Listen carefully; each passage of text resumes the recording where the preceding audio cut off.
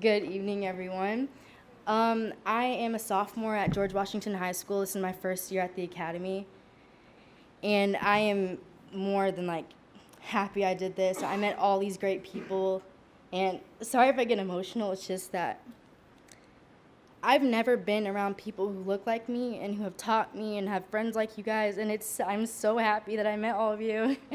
And I'm so thankful I have teachers who got to teach me all these wonderful things, and I've come so far from where I am now, and I really appreciate it. So thank you guys so much for being there for me. Okay. So I just have a little story I want to tell you guys about who I am and how I've come along through my 15 years of being on this earth. So we often make too many assumptions about someone, turning that someone into a something. We hear the social class and the way they speak. We see the socioeconomic status and their skin color. We see their intelligence and their hair type. We see their favorite foods and their eye color. We see their motherland and the shoe brands they wear. This can lead us to false assumptions, but more importantly, not acknowledging and understanding the complexity of each one of you. It is not so uncommon in our current time for a person such as myself to be the product of multiple cultures, race, colors, religions, and beliefs. I am white, I am Hispanic, I am Black. Each of these ethnicities contribute to me to make me who I am. My mother is white, my father is Black and Hispanic. I was raised by my white mother without the constant presence of my father. My father's family is my family of origin. My mother's family is my family of support. My body was split into two different people by two different cultures. When switching between my families, my mood, language, social standards, hairstyles, money, food, and people changed. It was almost like being in two different worlds with false identities.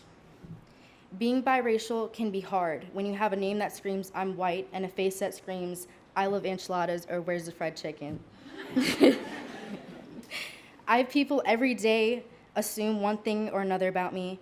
I always have people assume that I am Black with a white mother and a Black father.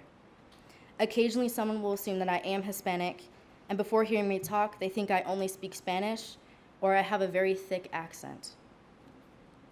There are so many assumptions about what foods I love.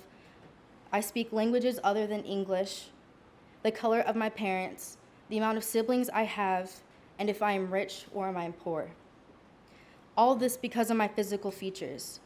It gets exhausting day after day, week after week, year after year, trying to tell people who I am, going against assumptions and finding myself. Being told what you should be by other people can mentally murder a child, make them believe something or want to be something that is other than themselves. I remember for the longest time I wanted to be white. Because of my surroundings, I felt my skin color made me a lesser of a human being. I wanted to be like my white friends because I thought white was true beauty. No one assumed their favorite foods. No one assumed their parents came from. No one assumed the amount of siblings they had. And no one assumed what they were or who they were. Now I'm celebrated. The color of my skin, The color of my skin does not change the way I see myself as a person. The food I eat doesn't define where I'm from. The language I speak does not create boundaries. I am free. I identify myself with a name, not a color. I see myself as a human being, not a race. I am free. I cure ignorance with facts. I educate the ones who belittle me and pick about my well-being. Beauty doesn't have a color. It has a face, a mind, a body, and a name. That is true beauty, and I am beautiful, my brown skin and all. I'm confident in myself, and I wouldn't want to be anyone or any other color than who I am today. I am white, I'm Hispanic, I am Black, I am proud and free and loved, and I have a meaning. Thank you.